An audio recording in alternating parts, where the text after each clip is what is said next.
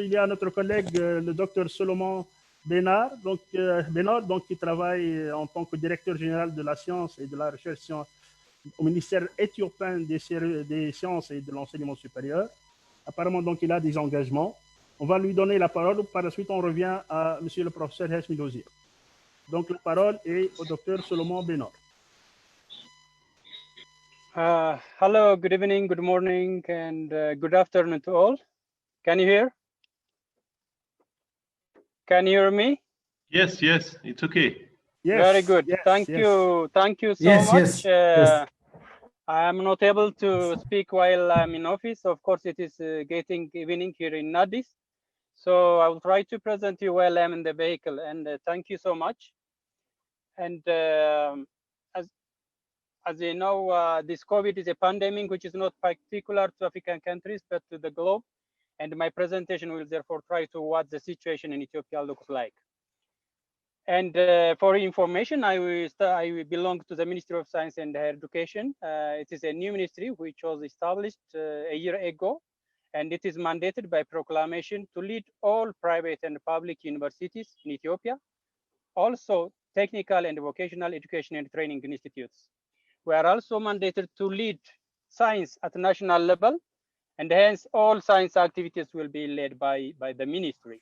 The ministry currently has 50 public universities and over 200 private higher education institutes. We do have also more than 1,600 technical and vocational education and training institutes. So you can imagine connection to our population size, which is the second in Africa. Our higher education institutions are expanding a lot from decade to decade. So the ministry where I belong to, the Sector for Science Research and Community Service, the one which is trying to lead scientific research activities on COVID. And we have different departments, as you can see it over there. We have 5 departments which are directly or indirectly related to scientific research.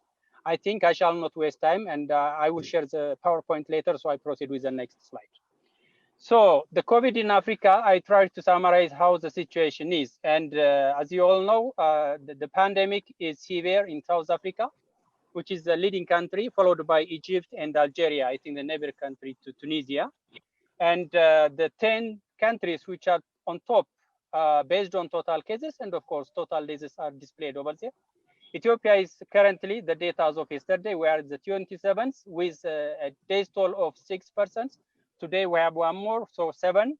And so far we have about 731 cases that are reported in the country, most of which I could say more than 75% are in the capital in Addis.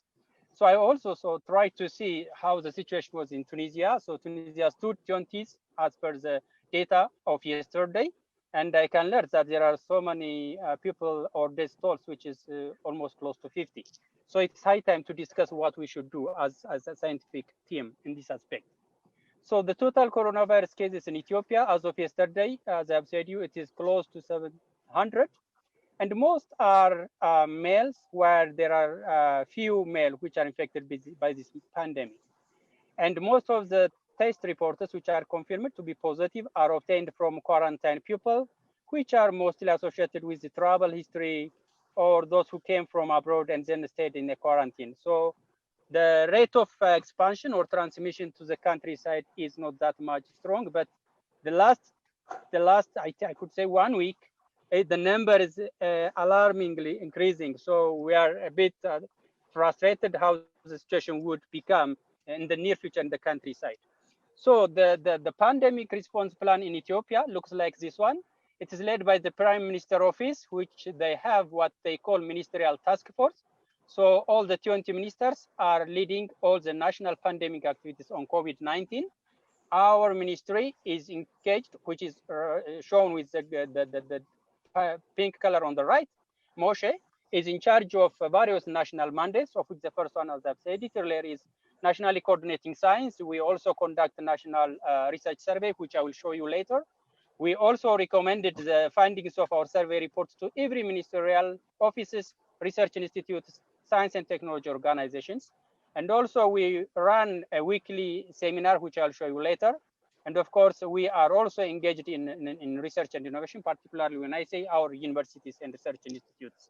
But the main task of the national COVID activities handled by the Ministry of Health, which is shown on the left. And under it, there is Ethiopian Public Health Institute, which is called EPHI.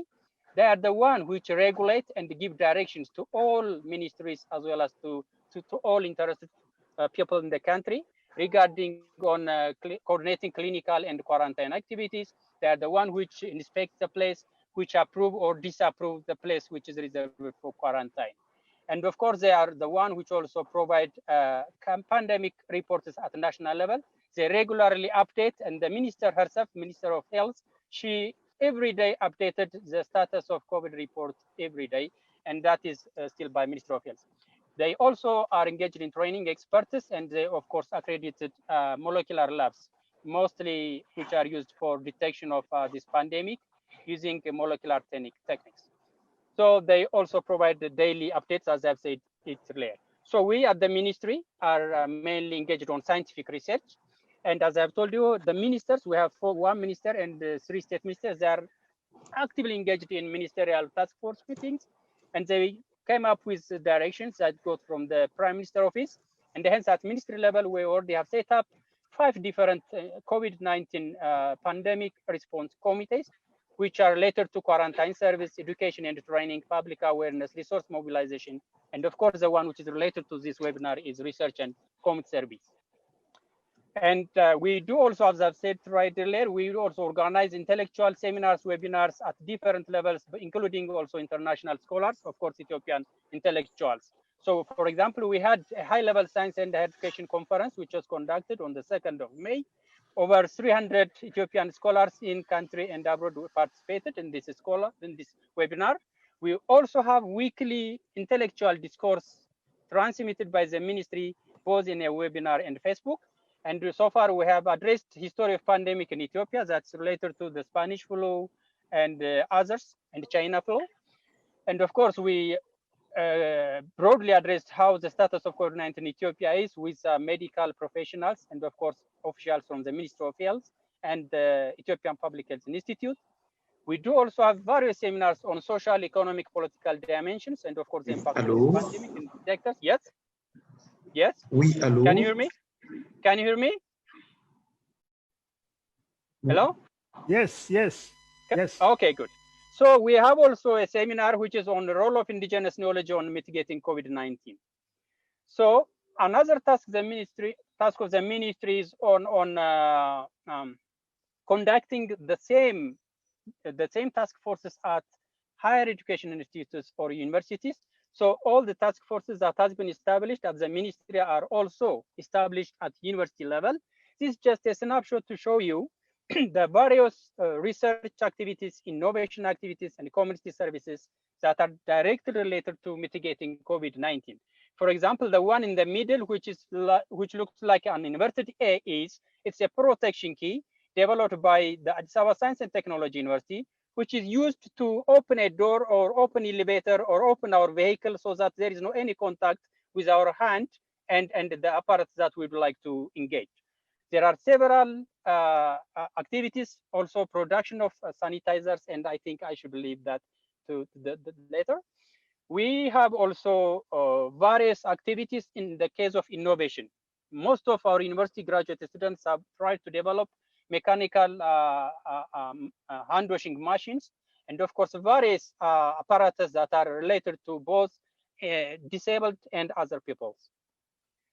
And the most important thing which I would like to share with you today is our activity that we have engaged our intellectual diaspora that are living both in Europe, other African countries, and the US, and they really work at a very good activity, particularly on research at national level. So this national COVID-19 research task force led by senior scientists, Ethiopian scientists at Ohio State University. They have an NGO which is called Global One Health Initiative based in Addis, which is a branch for East Africa. They are the one which really lead and helped us a lot to conduct this survey. And we came up with a very good result. And of course, we included, as you have seen here, we included all research institutes, federal science and technology ministries, and as well as other related science organizations. So the aim of this national COVID-19 survey report was to identify research priority areas that we have to interfere in short, medium, and long term, and of course to forward the findings both for policymakers and also for end users like research institutes or universities. And of course, most importantly, we have by now aligned the findings to every institute. And of course, this survey report enabled us to come up with and attract international partnership and funding agencies, which I will show you later on. So this survey report has 14 research categories, which are shown on the right side. It includes physical and pharmaceutical interventions and other several pharmaceutical interventions up to genomic and technology production. So the research is focusing on priorities, ranking, alignment, resource, and then further recommendations. Just to show you some of the results with this COVID-19 research, we came up with 281 respondents with an online survey. And most of the respondents were young groups with the age of 25 to 34, which accounts for 41%. And the majority of the respondents are male, with only 10% from female. And surprisingly, although university are although we think most of the participants are to be PhD holders, majority of the respondents were master's holders, which accounts to 53%. And those who involved in this survey response were most of the time not healthcare professionals. The healthcare professionals were 38%. So majority of the respondents are also universities, but we do have also other organizations which are shown over there. So the research outcome is too broad and very diverse, but just to show you one of the findings, the priority ranking was shown as there. We have 14 research areas, and of these 14, most of the respondents, which is 74%, are proposing to focus on infection prevention control methods, while the least one is on genotyping and strain diversity. I think it is obvious because we in Ethiopia do not have that high sophisticated genomic laboratories, and hence the assumption that this genotyping is stood as 14th is, I think, acceptable. And I'm not sure from my tablet I could show you this, but I will show you later on. The survey report now is distributed to the Prime Minister Office, government ministries, science and technology organizations, and of course the purpose is for alignment or to forward and to come up with further intervention mechanisms with the recommended activities indicated in the document. So now the lessons learned from this survey is that we have, I think, the ministry is aggressively working on this survey report in international seminar webinars where we have created, I think, public awareness on the mitigation or containing of this pandemic. So we do have a very strong community service, and we also have tried to use university resources to be used as an examination centers or laboratories. Now, the challenge is, I think, as you all know, this pandemic has frozen all activities, particularly the economic activities. And when it comes to our ministry, almost our planned activities have been freezed. And the impact on undergraduate program particularly is too severe because we were forced to close the universities. By now, undergraduate universities are with their families, and hence only we are virtually connecting with graduate programs. So the routine activities have been pended, and hence we are not able, for example, to come up with high-level research activities with limited funding. And of course, our social culture, we have a very strong bond social culture where we hug people with close relationships, which is now an impact on the country that to come up with strengthened public awareness. And majority of the activities at our Tibets, because they are most of the time done at lab, and they are also almost stopped. But there are several opportunities with this COVID, as I've stated. The ministry, I could say, we are highly engaged in community service and in nationally coordinating science and in conducting research. So we came up with a very good report where we gave a feedback to the government, researchers, science and technology organizations, and now they're trying to contain the pandemic based on this study report recommendations. We came up also with several innovators where they design and produce and manufacture several pandemic-related equipment, chemicals, and others. And of course, this pandemic helped us to get closer with our intellectual diaspora.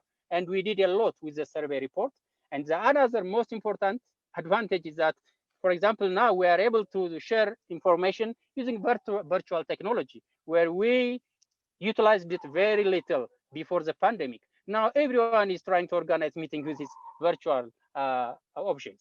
So the conclusion is, I think, COVID-19 is an opportunity, I would say, for research and innovation. And I think we have to strengthen our collaboration. There has to be another engagement like this one. And probably with a very strong partnership and collaboration, we could come up with a scientific research activities like why this pandemic is like in Africa. There should be some genomic research to come up with a scientific justification with the reason why the pandemic is less in Africa, while it is high in Europe and in China and in America.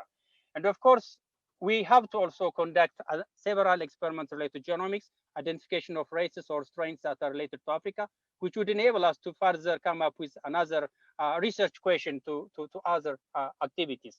And another possibility where we could try to research is why this pandemic most of the time is higher in male than in female. And of course, Africa is a hotspot for biodiversity, particularly my country, Ethiopia. We are a hotspot not only for plant genetic resource, but also for animal genetic resource and microbial genetic resource, because of the topographic situation in Ethiopia, where we have below sea level up to 5,000 meters above sea level. That enables to have a very diverse biodiversity, and hence there is a high chance where we could also do research in indigenous knowledge, in medicinal plants and traditional medicines. So with that, I would say this pandemic could be, we have to effectively utilize it as an opportunity for networking and partnership.